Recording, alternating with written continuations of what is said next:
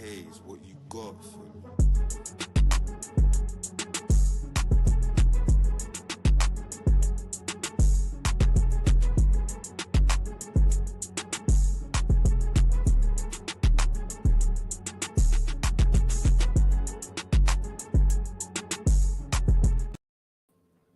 Durag Diaries, yo, what's good, people? Welcome back to the channel. Welcome back to the North Divide show.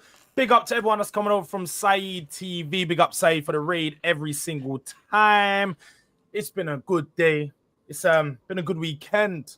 3-point collectors in the building, and I think I can say that's both of us. That's both of us today. There's some transfer news and stuff going on. We're gonna get into Eze. Looks like he's made his choice. Yeah, so we're gonna get in some of that stuff, see what Hooksville has to say about that. But before we get into any of that, make sure you are subscribing to the channel. Make sure you're liking the video. Don't take a second. It don't cost you nothing. So please get that done. Real close to 4K now. On the last 150, 160. So if everybody inside, make sure you're subscribed. Then we'll be getting there. We will be getting there. So I need your support to help me do that. Let's get to 4K before the end of the week. And also, Hooks is real close to 7K. Real close to 7K. So make sure you're going to subscribe to Hooks. Link is in the title. It's also in the description, so you cannot miss it. What are you saying, Hooks, man? Big weekend. Premier League's back, and you're a winner just like me, man. Yeah, no, I'm good, man. I'm good. I just got back from Birmingham as well, man. So that was a long-ass drive, but... Well, you drove back this morning? Yeah, man. I literally got back like 30 minutes ago, something like that. Yeah, so I'm tired, man. Headache, all of that, stress, all of that. But we got the W. I tell you what, it was one of the hardest games I've had to watch in my whole entire life. Like we was so dead.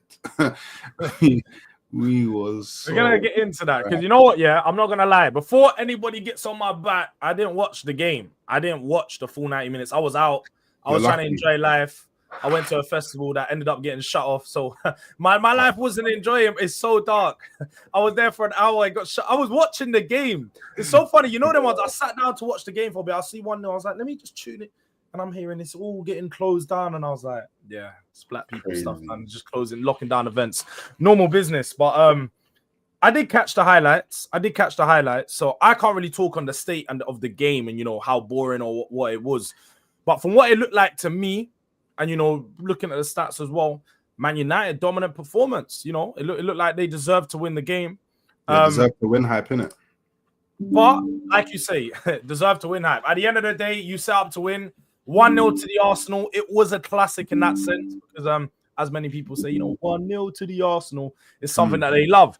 But let's just start there, innit? You know, we always talk about Arsenal 45 minutes, so we'll get their game out of the way. Talk to us, Hooks, innit? Gyökeres debut, the start of, you know, what's supposedly a massive season for you guys. Where are you at with the performance and you know, the ultimate result?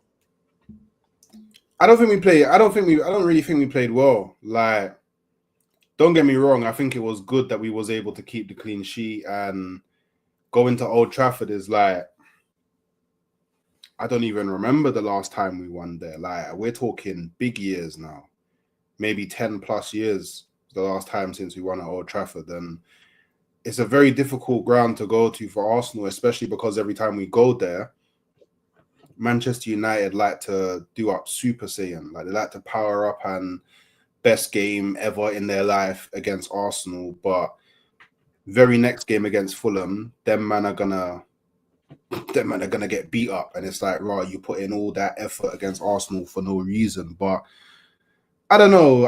I'm struggling to find positives to take from. I guess the one positive to take from the game, and the biggest positive, is we can't play any worse than that.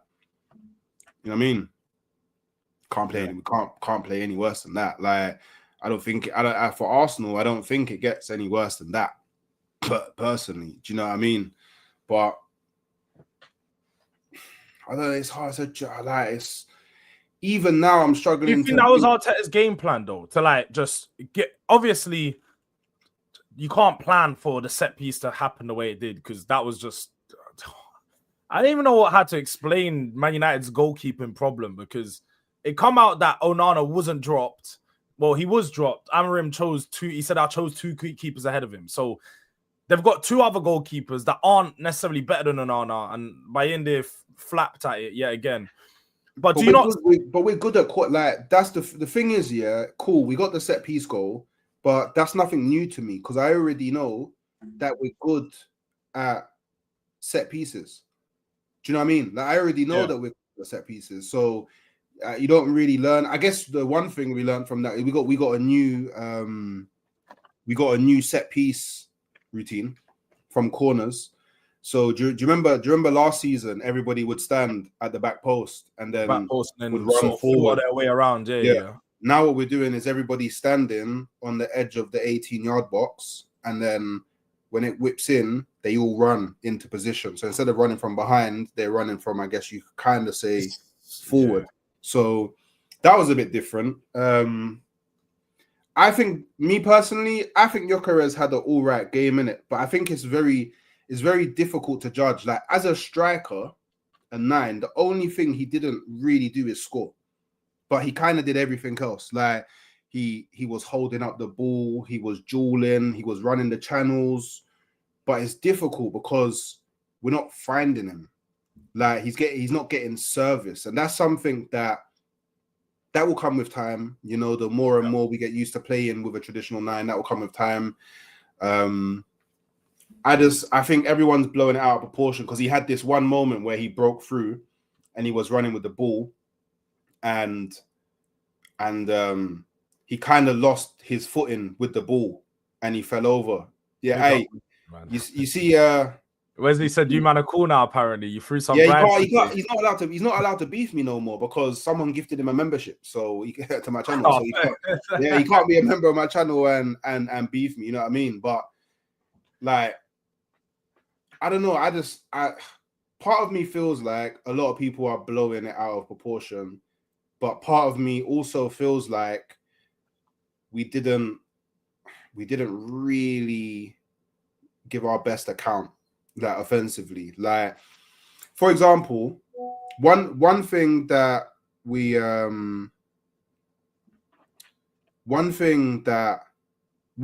I noticed that was different, yeah, and this is why I feel like, because you didn't watch the game, so you are all you're hearing probably is we got run over and we got dominated and all of that. But what you got to understand is Arsenal, for the first time I can remember in ages, both of the fullbacks were overlapping fullbacks, and both of the fullbacks were pushed so high up the field at the same time that we was like crazy susceptible to transition. Yeah. Like crazy susceptible to transition. Crazy. Like, so I'm not surprised that we got caught out a lot. Because you got to think, if we're trying to box them into their half, and then someone else, like one thing United were really good at, and I give them that, is whenever there was a diagonal, like there was someone in space on the diagonal, they would find it within like 1-2 passes. Like, so it was quick. So their transition was quick. So I give them that. But outside of that, like, I don't know, like Cunha had a chance where he literally ran I through. Saw that, yeah. I've seen the chance. Yeah, I see that chance where he just bundled his way through the midfield. Yeah, like he's not even like, people are like, Zubimendi catches the ball, but because there's other players there, it bobbles and then he runs through, and then when he gets to the goal, it's like, okay, it was a bit of a lackluster opportunity. Like, I would say the best opportunity that Manchester United had was the one where Cunha was on the left and he shot it and he went low, and Raya did that mad save. He done a quick save. It was like a quick save under his feet. Yeah. I would say that was probably Manchester United's best chance. But do you know what it looked like to me? You know those games that Arsenal play where they're dominating possession and not really doing anything? That's what it was kind of like. So I think, yeah, Man United can take positives from it. But I mean, they would take a lot of positives. You can take positives from it. To last season, for them to then go and have a game where they, I want to say dominate Arsenal, but they look like they're the better team. They're creating the better chances, coming from that Amorim team that had no system last year, no no chemistry, no fluidity. Still, I think midfield will be an issue going throughout the season. That's going to be a problem. But having those outlets now, like you said, those long diagonals, I said in preseason, I expect that to be a huge issue for opposing teams when playing Man United now, because you've actually got two outlets who can, when you do those long diagonals, for one, they're comfortable to take on a few players by themselves. So if they need to, not waste some time, but buy some time for some of the other players to get up the pitch, they can do that because they've got the take-on skills. But also, you've got players like Mbeumo and Cunha who are brave enough to just go and try to take the opportunity by themselves, try to take the shot, try bundle their way through. And that's just what we saw with Cunha for the goal. But what I do think, the thing with Cunha that is a problem, and to be fair, you're a big fan of him, so you probably know this more than anyone, but is he gets a lot of these chances where he'll miss that one where you think, it's a bit easier, and then he'll bang in a mad one. And it's like, why didn't you score the easier opportunity? Yeah. And he makes it a bit hard for himself in that sense. But bringing it back to Arsenal for a second, like when away from the actual result, and you spoke about the way of playing, because when I was speaking to SB, he didn't feel that way. But everyone else in Midday Live was alluding to the fact that there's been no evolution from last season. The way of football, the style was exactly... That's a lie. That's what I was going to ask. What's your opinion on that? Do you think that there was a few changes and tweaks from Arteta? Yeah, like I said, with both the fullbacks, we played Ben White and Calafiori at the same time. I was like, raw, because usually we'll do either Ben White and like Miles Lewis-Skelly, because like one side will be predominantly overlapping and the other side will be more inverted, or we'll go Timber on the right, and then we'll go Calafiori on the left. So, bear with me. Gone. So, well, let me know your thoughts in the comments as well, people. Did you think that Arteta has changed his style? I know some people said in the comments on Midday Live that there had been a change in style. Some people said that there was a more direct style of play and so on. But I want to know what you guys are thinking, because I didn't watch the game. I need to be told about this one. I'm not going to start putting out narratives about Arteta yet. But wait till next week, and the narratives are going to be running. But away from that, let me know your thoughts, because I'm really intrigued. I'm actually really intrigued to know if there has been an evolution, because the one thing that we saw in preseason was no evolution. The change was nothing. You couldn't see anything different, especially in that game against Tottenham, set up in the same way. And even again yesterday, people said that they were doing let's pass them to death, keep the ball side to side, just moving it, as opposed to trying to be more direct. But again, that's not my words. This is other people's words. I want to know what everyone else is saying. Aaron's saying they've definitely changed. Mali says there's been a change. Odegaard was more higher up and more central. What do people think of Odegaard's performance as well? Because I've heard mixed reviews. Some people said Odegaard's performance was good. Some people said it was bad. I need to know where people's heads are at with that. Shout out from the USA. Big Spurs fan here. Big up to Pablo on the low. Yeah, big up to you, my bro. Arsenal, aka Stoke City FC. Tony... After our performance against PSG, I don't know if we can be clowning them for that one. We done our best impression of Stoke. I might have done the best one, the best one yet. No, but go on, continue. The Stoke FC thing as well is a bit mad, isn't it? It's like, do you know why it's a bit mad? Yeah, it's because like when a team's playing like that against you, you don't like Arsenal. Don't really want to go. Arteta doesn't want to make it a basketball game. He doesn't want to do that. Yeah. So for him to not make it a basketball game, obviously he's going to play a bit more defense. I don't even really think we played that defensive personally, but like, I feel like both teams ebbed and flowed through like different states.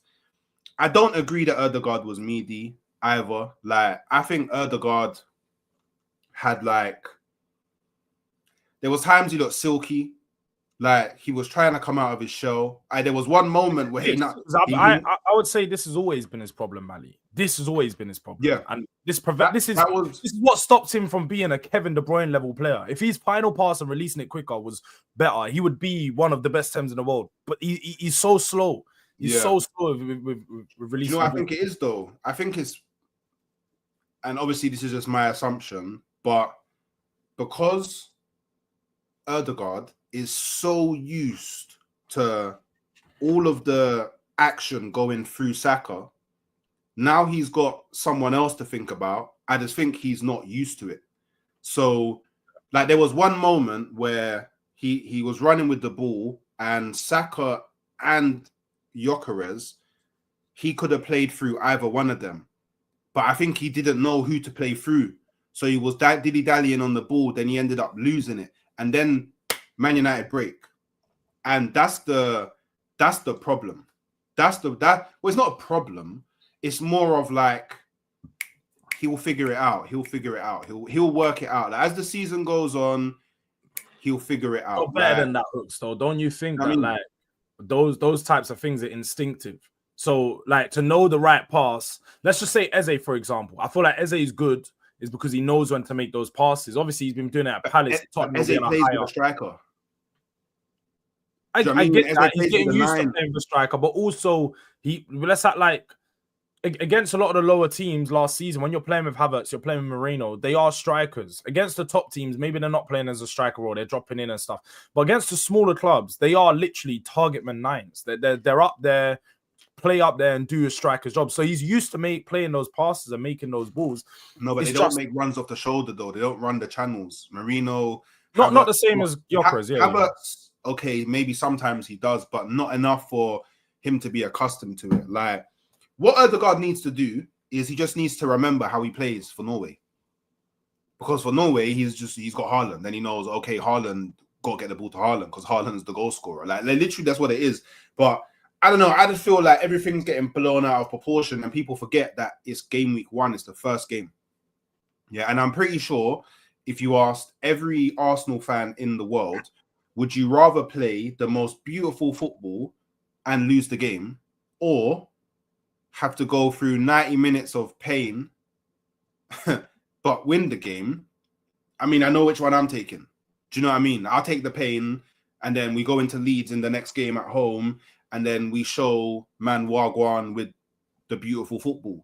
Do you get it? Like it's gonna be different horses for different courses. Like we're not gonna play against everyone the same because everyone's not gonna play against us the same. And something that like context that a lot of people aren't considering with Arsenal is Arsenal don't really have a start to the season where they're able to warm up. We can't warm into the season because we've already Man United, Leeds, cool at home, first home game, whatever. But then we got Liverpool at Anfield. We got Newcastle at St. James's Park. We got Man City at home. Like, do you know what I mean? It's like we've got like crazy games. So if for these next 5 to 6 games, I can just take 3 points from them, each one, hey, we got another 10 games after that to start figuring out patterns of play and beautiful football and all them things there. So look, did I like the result? Yes. Did I like the performance? Not really. But do I know that we can improve on it? 100%. And we just move. Do you know what my new thing is now, Jords? Yeah. Winners don't explain, losers do. Do you know what I mean? I have to explain. I won. Fair point. It's a fair point, isn't it? Because that's the one thing we're getting on Saeed, because Saeed was doing up context, you know, we this, we that. But ultimately, the best teams win. Like just like Luis Enrique said, like they didn't deserve to win PSG, but sometimes football's a harsh game. It's not always who deserves and who doesn't. Like you win because ultimately you win. Arsenal got the job done. I don't think people can clown them for that. And also, like, I think one big thing that people aren't like was a narrative that was before the game that now has been completely dissolved is Arsenal don't win at Old Trafford. Arsenal barely win at Old Trafford. Yeah. They got to win at Old Trafford. Yeah, it wasn't pretty, but that's the point, is you go to a place you don't normally get it done and you get it done. It's not pretty, but the job was done. The 3 points and a big win against Man United, first game of the season. It's one of those ones. You just need the confidence booster. Those 3 points give you more confidence than a good performance would. Especially because, like, if you've got a new manager, you're watching that game and you want to see a good performance. Like, Man United will watch it and they'll take positives from that because Amorim was so poor last year. So they're going to be like, that's a new style. There's that. But Arsenal don't need to look at styles and patterns. I'll be real. As much as a lot of people read into that, and it's a fair point to make at times, I think, like people have said in the chat, like you said, the 3 points is most important. You'll go against a team like Leeds, go against a team like Sunderland, whoever you've got in the next couple of weeks are a bit weaker, and you can try some things out against them. You can try Gyökeres doing the long balls in behind. Whatever you want to do, you can try out more things in those games than you would against Man United. So you just got to be smart with it. Man said, Carmen says, pop your shit. Yeah, man. I hear it. The Arsenal fans are outside. They're outside tonight, today, and they're happy. They're real happy. But you ain't the only 3-point collectors, because, yeah, the white side, the right side of North London, we collected 3 points. What that's saying white side and then right side right after is a bit crazy, bro. It's the white side, the right side. It's just we are the white side of London, though. It is. It's a fact. Yeah, I did clarify to all my viewers that Tottenham is quite literally the opposite of white, you know, culture-wise. But it's the white side of London. I don't know about that one. No, I think it is. I think it is when you go there and stuff like it's the place where you get the yard shop, you get the Caribbean, not the Caribbean, you get the African shops, you get the Somalian bare Polski shops down there. Yeah, there's just bare different cultures there. There's like but that's what I mean. There's everything, but into the game, that's what we was going on to. Spurs won 3-0, smashed Burnley. Sort of what was expected, I will say. I'll put that. Yeah, home or away? Home. Okay, cool. So would you say 10 away? No way. People, Hooks is 10 away from 7K. We should be able to get that done in this stream.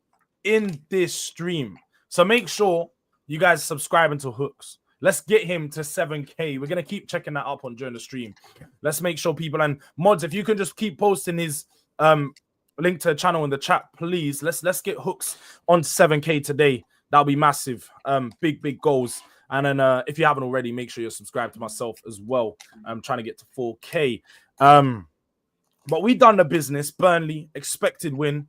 I think it's fair to say performance was really strong. Burnley had a few chances here and there, but away from that, we done very much what was expected of us, you know. Good performances I say good. Absolute masterclass from Kudus. I don't know if you see some of his goals. Did you catch any of the game? I suppose you saw the highlights in it, so you would have seen the moments. I still haven't seen that. I still haven't seen the highlights. You know, I've been so busy over the weekend. I haven't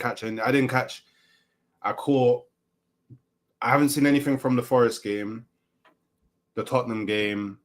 I saw bits and pieces of the Chelsea game. I didn't see anything from the Man City game, and I watched the full 90 of the Arsenal. Like, I was mad busy this weekend. So yeah, I still need to go. I'll go through it at some point, either today or maybe tomorrow. Oh, you definitely need to watch the goals because, you know, Richard, I know you messaged me. Someone messaged me and said, I told you about Richard. And I'm like, hey, I like a guy that's an effort, innit? I've never faulted Richie for his effort, but the quality's not been there. Now, it is a World Cup year. So R9 might really be back in play. And when you see the goal, no, you're going to say this, but when you see the goal, he was very much feeling like R9. He was very much feeling like R9. Richarlison. I said Richarlison. That's crazy. Seriously though, he was actually like almost, because I know you saw the Super Cup game, innit? Like he played really well that game. Pretty much the same thing going into this game. Now again, it's just Burnley. He had the end product today, so it was that day. So it was just a little bit different, innit? That's what he was cussing him about after the game as well.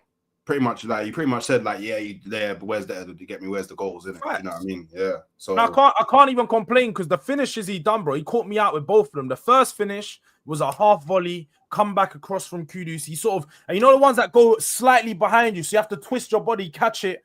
He wrapped it and got to the corner. Then the overhead kick, serious things were going on. But away from that, I can't lie, what I liked was the variations because, you know, you saw the argument when D was out here telling me that Gray's going to want to leave and this, that. Gray started. And I can't lie, you say he's our best six. Definitely not our best six. I think we did have a few problems. All right, on the ball, he's definitely your best six. On the ball, he's class. Yeah, you're not lying. On the ball, he was doing things. Like in possession, in midfield, we look so controlled. We look really well worked. They didn't really break us down. We were moving the ball forward well, carrying it well. Sar's been categorically our best player since becoming under Frank. Like, I think this season he could be he's going to be a star for Tottenham, but he's going to be one of our breakout stars this year. I think he really has a strong year, picks up goals, picks up more assists. But more than anything, just having that midfield trio who is so young, just it shows us that we've got that quality that's breathing through our team, and we've got the options. But Archie Gray was good, man. The only questions I did have were out of possession. Like out of possession, when I was taking notes in the game, I felt like he was just getting a bit bullied, a bit manhandled at times. They're bypassing. Maybe he's not aggressive enough in the tackle. Probably need to see him take on those traits that Paulinho has, where he's just working, and just fouling, man. Sometimes I think you have to have that part of your game. But Saar was cold, man. Saar was cold. Brennan Johnson getting back onto the score sheet. It's always good, you know. Man like Brennan Johnson's just he's a known goal scorer right now. And Thomas Frank doing what Thomas Frank does, man, changes the way that we played. Some people thought that we were going to be boring, like when you alluded to you know, playing boring football and playing nice football. He's shown he can do the boring side of things, like against PSG where we're going to stink out the gaff. They're better than us. And then against Burnley, you can play some exciting football. You get Kudus on the wing, you're just working it. But this is why I told you from the jump, yeah, that Frank was the best manager for you, because he's similar to Arteta in the sense where he studies the opponent and then he sets up a plan for that opponent.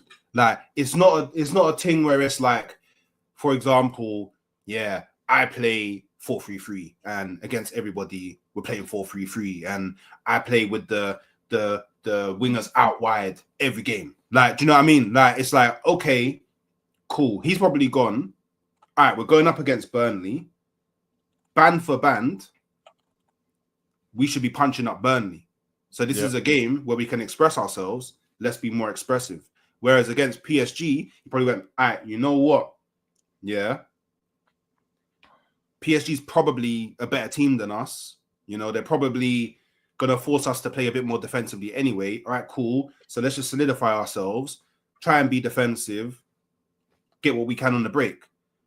And I feel like both game plans worked. The only problem with the game plan against PSG was the subs. So if you had a better bench, you probably win that game. So when you grab Eze, when you grab Savio, yada yada yada, that gets solved. That part gets solved. Yeah, do you know what I mean? So this brother, it's like I keep on saying, give this brother time. Not just like your owners, but your fans as well. Like, just give this brother time, and he will cook up. Actually, do you know what? Don't give him time. Sack him. Yeah, I can't have Thomas Frank here at Tottenham winning trophies. I think he will win you a lot of trophies. You give him 3-4 seasons, I think he will win you multiple trophies. So yeah, sack him in it. Yeah, man don't deserve it. Man said sack him. Man said sack him in it. Don't go mad. Nah, you are right though. I feel like he does have that effect where he's adaptable to each different game. He's setting up for the opponent. That's why even going into this game this weekend where we got Manchester City, it gives me that little, like, I usually go into a City game with confidence because we beat City, we deal with them. But now knowing that we've got a manager that actually sets up to counteract what City are bad at, it gives me even more confidence. I'm like, yeah, we actually have the solutions. I've seen them at Brentford set up against these bigger sides and just put in good games, but they probably lack that little bit of quality in the final third. If we can show that quality, there's no reason why we can't beat any team in the league, especially with the way that he's playing. But the Burnley game, I will say, is there's a lot that we could take from it, but also not that much that we could take from it because they are one of the teams that are expected to get relegated. So as much as I'm happy with the 3-0 performance and the win, I'm still looking at it and I'm like, I don't want to overanalyze this game. I generally don't want to overanalyze this game because it is just Burnley. So I'm looking, I'm like, Kudus, strong performance, Richarlison, strong performance. I don't think we can go with that midfield next week, but definitely not against a stronger team. We probably need some more balance in there. And, you know, the one thing that we definitely missed was creativity. Like, we were still creative, still creating through the wings. Saar was still progressing the ball and Bergvall carrying it pretty well, but I still think at times we're lacking that one player that could just play through the line. And Eze, just watching him yesterday, you could see he does that so clearly, like just the little turns, the carries, just his ability to make quick decisions is what I like about him. And we're missing that type of player in midfield. So hopefully something can get done there. And we need a player of his quality. And I suppose just whilst we bring up his name, I think it's worth noting that a deal looks very much like it will be done. It looks like there is going to be a deal done. I don't know if you've seen the latest hooks, but I'll give you the update on the latest. Right now, there was an exclusive from Fabrizio Romano this morning, basically confirming that Daniel Levy and Steve Parish are now in direct contact over Eze. Understand Spurs are willing to offer 55 million fixed fee plus 5 million in add-ons to get the deal done. Eze informed Palace last week of his desire to join Tottenham, not Arsenal. So, well, I mean, he's not gonna say, yeah, I want to join Tottenham, not Arsenal. Like, he definitely didn't say that. But he said he wants to join Tottenham. So, yeah, but he's also said previously he wants to join Tottenham. But he's also said he wants to join Arsenal. So when did he say that? Brother, I keep on telling you, if you're gonna listen to Fabrizio Romano, you need to listen to all that he says. Go back a month, you will see that he said Eze wants to join Arsenal. No, Eze wants to, but he said Eze's desire and only choice is Tottenham right now. So a month ago, that's because his only choice, the only choice that he has is Tottenham. I'm only choosing Tottenham. Because that's his only choice. He wants Tottenham. He doesn't want Arsenal. He wants Tottenham. He doesn't want Arsenal. You don't like it, and you don't like it. His only do you know what? I'm not gonna do the semantics of English, but I know that you don't understand English because we've gone through this before with the want and choose. You thought that they're the same thing when they're not, but Eze chooses his only choice is Tottenham. So because his only choice is Tottenham, he's trying to push through the move because he wants Champions League football. We can both agree on that. See. We can both agree on that. No, there's no doubt. We can both agree on that. Because if Tottenham and Arsenal weren't in for him and Chelsea was, then he would want to go Chelsea. No. His only choice. Again, you're doing the semantics thing because ultimately, you guys spent the money that we're going to be spending on him on Madueke. That's what. But that's ultimately. Yeah, that's something. And you know what? Let's have a smarter conversation then. Let's forget who he chose. Let's have a smarter conversation. Because it looks like a deal is going to be done for under the release clause for around 55 to 60 million, maybe just or up to 65 million. They're actively working on getting new players in. They're actively going out there. Apparently, the deal was delayed over the last couple of days simply because they want to bring in a player before he's sold. So he may potentially stay just so he could play that Europa League game. But they've put a bid in for some Club Brugge midfielder. They've also put in a bid to try get El Khanous. So they're trying to actively get a solution in there, meaning that he's gone. Are you when you're looking at the price that the fees potentially being rumored to be, which is 55 to 60 million? Are you not fuming at your club, bro? It's no different than to the Kudus one. I know that's what I mean. So even more, it's no different to the Kudus one. So do you know what it is? Yeah.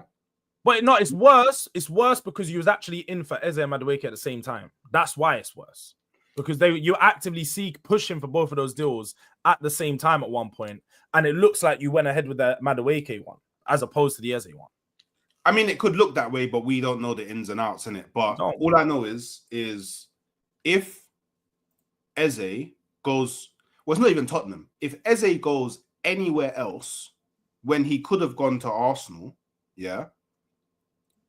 But Arsenal and Arteta decided we want to prioritize Madueke over Eze, and we don't win anything, then that's a difficult conversation to have with the fan base. That's a very difficult conversation to, because all the fans are going to be like, but you could have signed Eze. Do you know what I mean? Or no, in that they'll be like, you could have signed Eze, you could have signed Kudus. Do you know what? I think maybe even some people be like, well, you could have even signed El Khanous. Do you know what I mean? You know what? You could have gone and got someone that none of us know about, but is a baller. Yeah. But out of all of these people, you decided to go and get Madueke. This is why I feel it's unfair on Madueke, because it's a player coming in that has to do well. Like, he has to do well. Low. You still think this? Man. Allow me. Do you actually still think you can hijack the deal? I think if we sell someone and you, man, haven't wrapped up the deal, it's not out of the realms of the possibility. But then it comes down to, do Arsenal make the bid? Because you might have already agreed personal terms, isn't it? Yeah, like he's already agreed. Personal terms are already agreed. Like already agreed. It's already personal terms are already. In fact, wait. Forget personal terms. Wait. People are forgetting that just 2 weeks ago on this show, or maybe 3 weeks ago it might have been, but just a few weeks ago on this show, you said that Eze deal to Arsenal was done. Yes, it's a done deal. It's just a case. Yeah, we got it structured. Yeah, the clubs agreeing structure for fees. But the deal was done. Quote me correctly. No. But you're doing semantics. You said that we don't need to quote each other correctly because that's just semantics. Why am I going to remember? Remember in the group chat what you said? Oh, you can't quote me correctly because it's semantics. No, quote me correctly. What I said was, we've structured the deal. Personal terms are agreed. It now relies upon us getting people out the door and Crystal Palace finding replacements. Maybe your ITK. We've got one of the best ITKs in it. Hand of Arsenal in it. You get me? Because man came. The hand of God. Hand of Oracle. I don't know. Hand of God is mad. Whatever they called him. Hand of God is a bit mad. I won't like. Hand of God is a bit mad, isn't it? So today you've done white side is the right side, and now you're saying human is hand of God. I hear it. You're going mad today. I hear it. This is what Arsenal were calling him, bro. I hear it. You're going mad today. Hand of Arsenal, the hand of God. That's what they were saying. Everything he speaks is the truth. Apparently, I hear it. We've gone mad. It's okay. That's what I was hearing, bro. Hand of Arsenal, hand of God. This is what they were calling, man. When deals were all supposed to be happening, it's like, raw. Let's make a big deal. This guy's doing this. Then you saw the Indicalia stuff. It was all like, raw. Bomba. Rodrigo is the backup. We're going for Rodrigo. We didn't go for Eze because we're going for Rodrigo.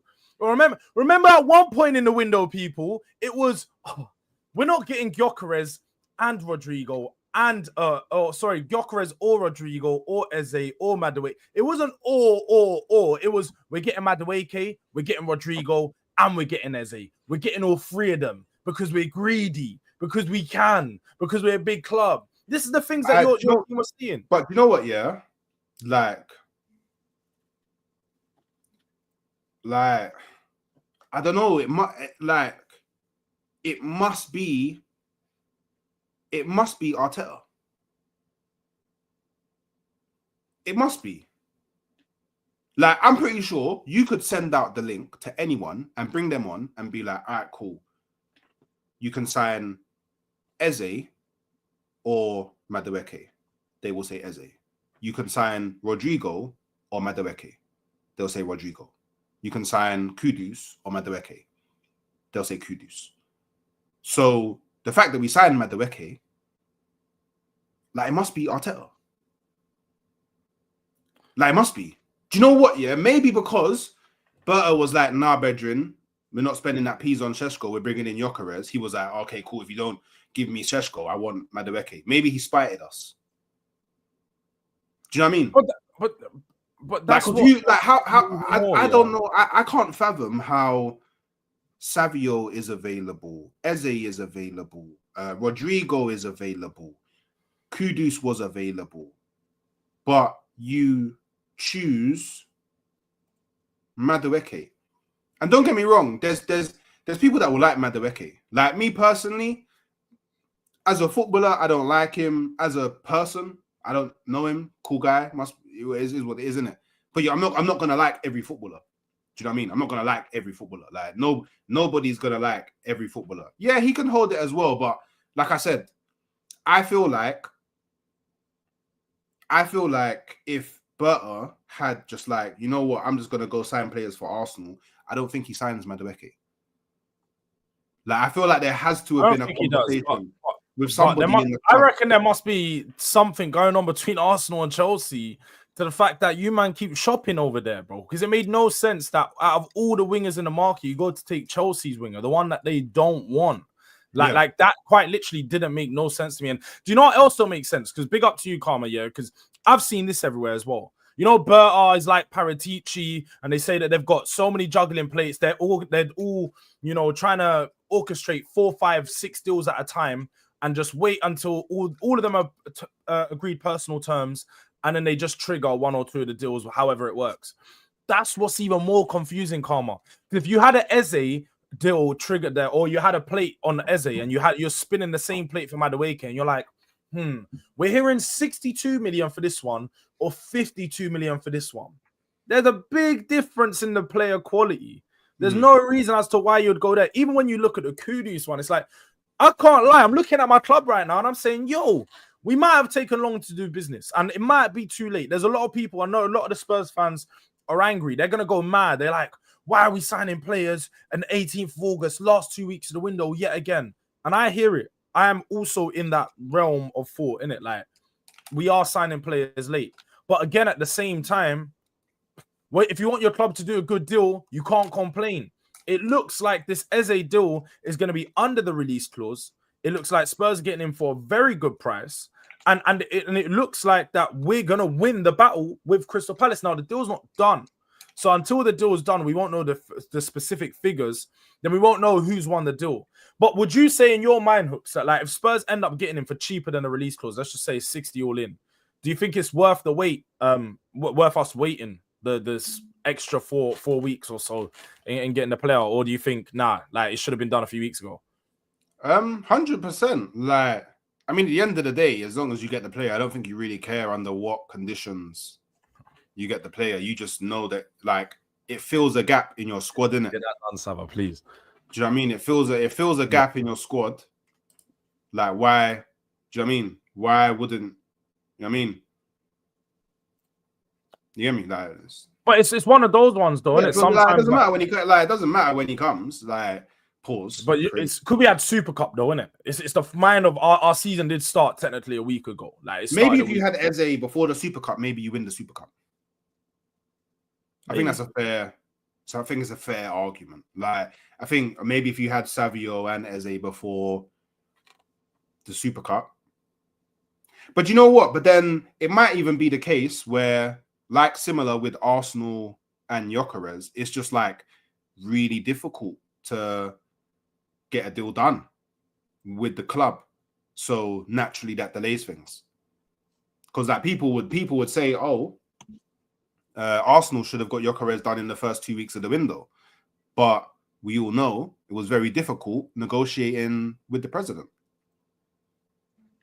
You know what I mean? So I don't know, man.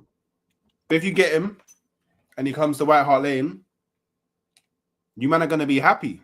But then he has to perform. Like, he's under the same kind of scrutiny as like Kudus is, Madueke is, Cunha. Nah, Eze's on like I'd say I compare the Eze move more to the Gyökeres move, as in he's coming in and the expectation is you bang right away. Yeah, like I need to see you hitting the floor. There's no 4 or 5 months of not performing good like you did at Crystal Palace. There's none of that business because you're getting cooked if that's the case. And that's by Spurs fans too. I'll be cooking you, bro. I'm letting him know now. I will cook Eze if he's not performing for too long. But at the same time, he has an expectation now, so he's gonna have to come in, and we're gonna have to see straight bangings, bro. And I think we all expect that probably will be the case. And we just had to see him yesterday. I don't think there's gonna be any adjustment period. He looks like he's still playing some of his best football. Started off this season just as well. Community Shield game, he looked really good, and then yesterday again looked really good. So it looks very much like as he's going to be a Spurs player. We're seeing more stuff coming from Mr. Udang regarding an actual bid come in to Zolis, whatever his name is.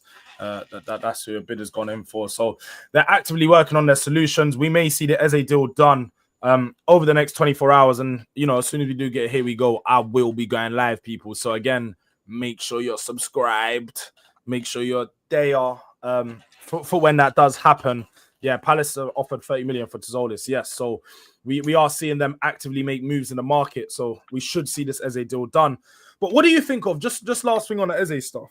Because I know you've probably seen it. And we're going to be cooking Arsenal fans once it actually does get officially released. But Hooks, what do you think about those fans that got Eze on the back of their shirts already, man? Swear down. There's fans that did that. Arsenal fans that had Eze number 10 on the back of their shirts, bro. Yeah, see, sometimes Arsenal fans do too much, you know. You remember when they the brothers that got the Champions 2025 on yeah. yeah. See, you know, and Man, remember when Cecil got the league table on the t-shirt? Yeah, it's these. I think these fans they match up the karma so bad things happen to us. I think that's what it is. That's why you man might get him. The karma. It's the you karma. Get me? The karma just mashing up the whole settings, bro. Like to me, like that's mad. Like I don't like the fact that there's people like I can't like I don't like the fact that there's so many people like that in my fan base, but it is what it is, man. Like I just hope that one day all of these men that behave this way, they just move to a different club. Do you get me? I just hope they move to a different club. You get me? I hear it. I do hear it. I'm not gonna lie. I definitely hear it. You know, if I had Tottenham fans doing that and I'm getting corn for it online, I'm gonna go mad. I'm not having that. But Hooks, are you on 7K yet? Let me check there real quick before we even continue. I don't know. I need to know if Hooks is on 7K because it's mad people. We really had Hooks 10 away. He best be on 7K right now. And if he is, I'm 9 away. 9 away. You wasn't 10 away then, because I've had like 3 people in here say that you subscribed. Maybe I was 12 away then. Maybe you guys are lying, man. People are just lying. We've definitely got 9 people. Well, I say we've definitely got 9. I always forget that Hooks is almost double, man. Like pause, but in channel wise. So all of you man might already be subscribed to Hooks. You really might. But I'm sure there is actually 9 people in here that isn't subscribed. I'm sure there's 9 people in the chat that hasn't subscribed to Hooks. Go over there, go subscribe. Take a second. We ain't gonna go nowhere. Just go subscribe, then come back over here. And we're gonna continue. But make sure you definitely get to his channel. Mr. Udang has just put the link in the chat. It's also in the title. It's also in the description. So you definitely can't miss it. Definitely can't miss it. But just lastly, before we wrap up and just bringing it more to Arsenal side of transfer news. Because obviously we've been waiting. Well, I suppose on your side, you've been waiting for Vieira, Trossard, and some of these outgoings to happen before anything new does happen on the incoming side of things. But have you seen anything concrete to say more, another left wingers coming in? Or because obviously we saw something about a defender a few weeks ago, but that's gone quiet. Is there any news coming out over the last week? I'll be real, yeah. Arsenal fans, don't be surprised if we don't do no more business for the rest of the window. Yeah, that's what I was gonna say. Like, I just don't be surprised in it because do you know what it is for me at this point? Like, there's a good deal sitting right in front of your face, and you're not moving for it. Like a really good deal staring you right in the face, and to the best of our knowledge, you're not moving. You're not moving. I didn't see that the manual links, but it's like. Yeah. He literally signed a contract 2 months ago. 2 months ago. Yeah, like, I mean, like, at this point, it's like,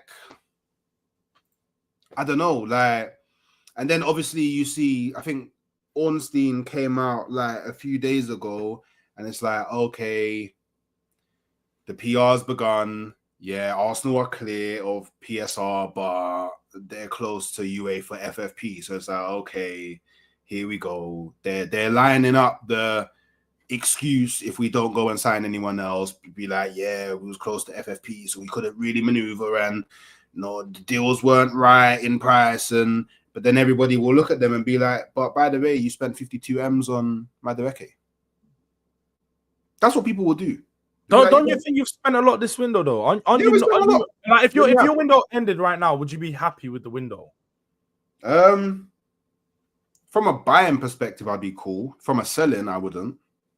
Because we still got a lot of dross to get out of the club. You get what I'm saying? Like we got a lot of dross to get out of the club. You get me? So we still got to sell. Still got to sell people. Do you know what I mean? So the selling part is bad, but I feel like we're always bad at selling, and it's something that the club recognizes. So yeah, I don't know. As it stands right now, I'm gassed because I got Gyökeres. So I'll be happy regardless because Gyökeres was my first target above anybody. That was my priority. But I can acknowledge that there's probably Arsenal fans that aren't too happy with the window. But those same Arsenal fans that aren't too happy with the window, they wouldn't have been happy with the window whoever we signed. Like, there would always be something missing. There's always going to be something more. Like, just say we haven't done enough. And I feel like people always go overboard and think that you need to get all your business done in one window. It's never going to be the case.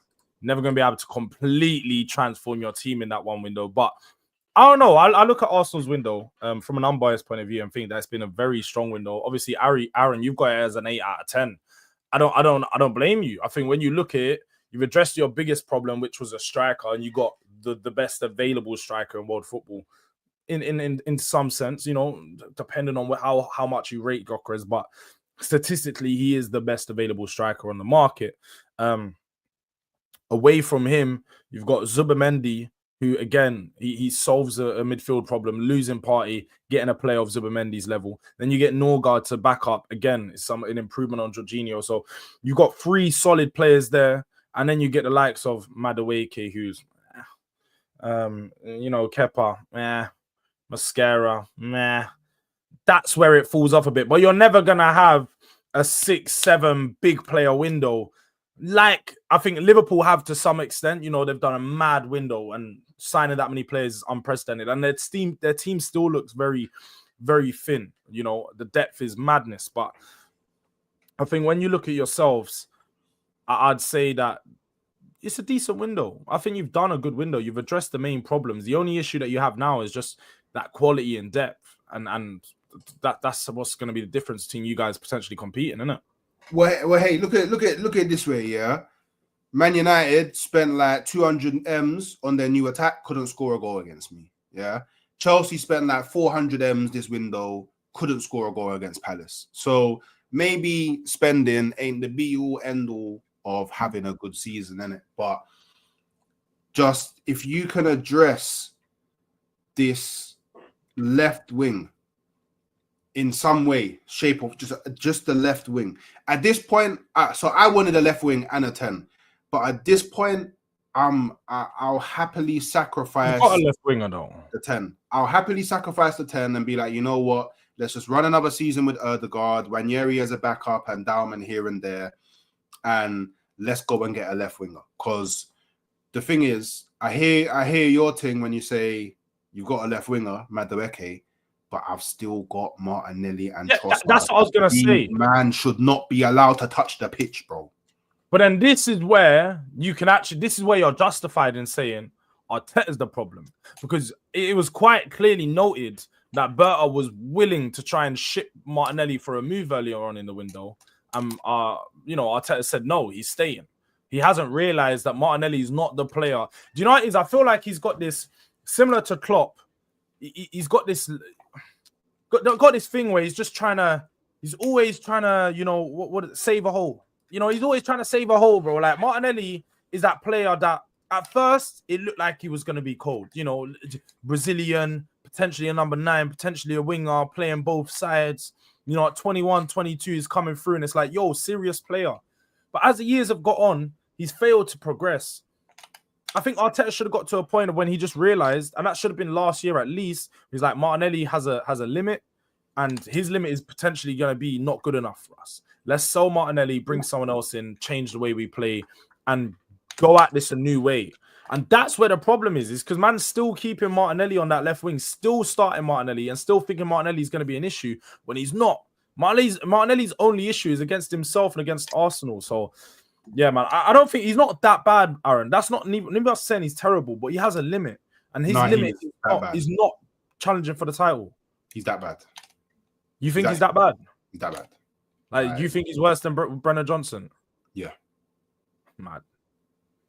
That's mad still. At least Brennan Johnson gets goals. It's mad. No, but I mean, like, if you think that, then I can understand your frustration already. Because I know when I watch Brennan Johnson, my head hurts. But he gets a goal, so I forget about it half of the time. But bro, if man's making your head hurt that much, I can only imagine. I said the man runs with his head down, no creativity, nothing. Yeah, man, it's dark. Big up to Raf as well. But just lastly on Premier League, just in general, what was your thoughts of the first Premier League? You know, first game week, Premier League being back, new rules and stuff in place. I don't know if you see the Eze disallowed goal, the corner rule being put in. What's your thoughts on all of that, man? I think, you know what? I think the refs have been so bad this first game week. That's my biggest takeaway. I think the refereeing has been so poor. Been a lot of goals. But the thing is, I haven't watched much of it because Yeah. I wasn't able to this weekend. So I don't really have too many opinions on it. I just know that I'm happy that it was here. I'm happy that we're back. Like, we're back now. Like, I don't need to be fucking scouring the internet thinking, oh, what am I gonna? What's the content of the stream gonna? I don't need to do that shit no more. Just talk about football. So we're finally back here, man. So yeah, it's good to be back. Like I'm gonna try and catch more of the games this weekend. I think there's some pretty big games this weekend as well. Like, I know. Wait. It's not this week you play Man City, is it? Oh, we got them this weekend. We got Man City this weekend. I thought so. Yeah, Chelsea got West Ham. Someone's got Newcastle. I think Newcastle's got. Who's Liverpool? Got Liverpool. Got Newcastle in it. Is it Liverpool? Yeah, Newcastle? it might be Liverpool. I know there's a bigger game. There's another big game. Big game. I think Liverpool. It's gearing up. It's gearing up, man. I can't even lie. Like, just look at, like you said, I think the biggest thing for us, especially as content creators and the people in the chat, don't realize, like, the amount of work into the transfers that man has to do to find out about players, especially when it's players that, like, we all know players from the Premier League, but it's going to the extent of actually researching those players again to confirm what your eyes have seen. The likes of Madueke, you need to look into the numbers. And, like, going into all of that, it's fun at first. When you've been doing it for 3 months, it's literally the third month. It's dark. It's tiring, bro. It's so tiring waking up. Transfer. Like, I can't wait to turn off Ornstein and Fabrizio notifications. I can't wait to turn them off, bro. Every time something's going off, I'm looking at my phone, waiting to see, Tottenham update. I just want to have that away from my mind for a bit, just a couple months, forgetting about that feeling because it's annoying. It generally is. It gets to a point where it's like, it's annoying, but I love it. We all love it at the same time. But that's what we're here for. So you already know what it is, man. I'm pretty sure you guys are going to be enjoying the match reviews and stuff like that side of it a bit more, where we're going to be able to do some more content. So going to be a busy week this week, people. I'll say that now. It's going to be a very, very busy week. We've got boardroom talks back tomorrow. You guys wanted it weekly. We're going to try and make it happen. Not sure on the panel as of yet, but we should get some familiar faces as usual. What you could, Jords, is hire a PA. Yeah, I know. I can't lie, Queen Ellie. I definitely need a PA, especially with this. There's so much stuff that goes on to try and put these, even just trying to put a panel together. See, a PA would be perfect to send those messages out and check in with people. But hey, until we get to that point, it's going to be a long time. But yeah, we got boardroom talks tomorrow. Away from that, we're going to be doing plenty of streams every single day. Tottenham transfer news tomorrow morning. And also, of course, Sava. Jords X Sava transfers. Let's talk Tottenham. That will be on tomorrow at 1 p.m. as well. We're 9 likes away. 9 likes away from 100 likes. Can we get the likes up to 100 real quick, people? Let's just get that to 100. Helps push the video. Helps the algorithm do its thing. And Hooks is... How far are you from 7K? Come on, people. We need to get Hooks up to 7K. You know the thing, I don't want to refresh the page and just see the same number in it. You can't, because someone else said they subbed. Oh, no, we're 7 away. We're 7 away. We're slowly creeping there. We're creeping. I'm 7 likes away. Hooks is 7 subscribers away. So if the people can, you double clicked it, Dave. That means it's unliked before. All right, trolling. If people can get me up to 100 likes, get Hooks to 7K, that'll be big. 7 away from 7K. This is a massive goal. Like, 7K is a lot, people. So if you can help Hooks get there, I'm on the road to 4K or road to 5, real close to 4K, just 160, 170 away. So make sure you're subscribed if you haven't already. Like I said, we will be back tomorrow, 10 a.m. early morning settings. We'll get back to early morning settings for the transfer show. But Hooks, what you got coming up today? Any videos, any releases that they got to look out for? I might drop a video. I'm definitely going to be streaming at 8:30 in the morning. I might drop a video. I've got a stream with Cal tomorrow, from Coppish. But yeah, I'm just, you know what it is. I don't want to promise nothing because my head is moving mad. So I'm thinking I might take a quick power nap, and that power nap could turn into like a 4 or 5 hour nap. So you get me? I don't want to commit to nothing, but yeah, you know, I'll do something. Maybe I'll clip something and just dash it out there. But yeah, we're active, man. We're active. You need to start going at 9:30 again as well. Cause this morning I was trying to find you to redirect to, and there was no Durag Diaries, but I don't know what you. I wasn't even at home, bro. Just like you should. I wasn't even at home, bro. I was still like, well, I was just like, bro, it's just long, long.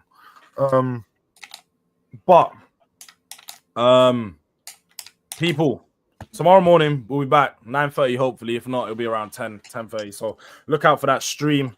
And yeah, man, it's been a good stream. Never North Divide. Let me see who's live so I can redirect you to someone. Just remember that.